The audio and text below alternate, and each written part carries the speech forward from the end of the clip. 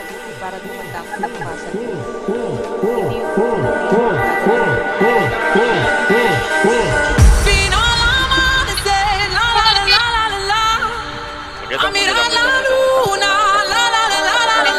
At nagbabalik na naman ang Radyo 819 DZAR. Mag-iingat po tayo mga kababayan dahil madami na ang namamatay ngayon dahil sa pay to kill. Nangyayari lang daw ang insidente sa gabi kaya pinag-iingat po ang lahat. May nahuli na rin na otoridad sa kasong ito at base sa kanila, binabayaran ng nakatataas ang mga tauhan nila na pumatay kapalit ng pera. At mag-iingat na rin kayo dyan sa lugar ng Barangay Sakdudol dahil dalawa na po ang namatay sa lugar na yan ayon sa report ng mga kapulisan.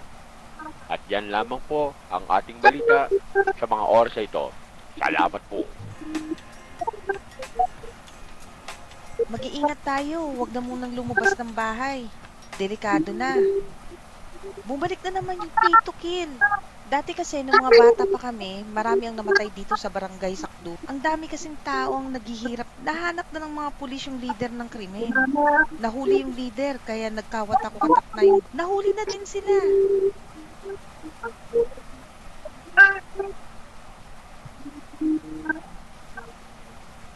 Kamusta na kayo? May dala akong manok dito para makakain naman tayo ng masarap. Kamusta naman ang trabaho mo? Dami mo yatang Oo kailangan ko talaga magbanat ng buto para sa pamilya natin. Uy, narinig na ba yung balita? Umabot na daw dito yung pay to kill na kaso ah. Mag-ingat. Sige na, tutulog na ako.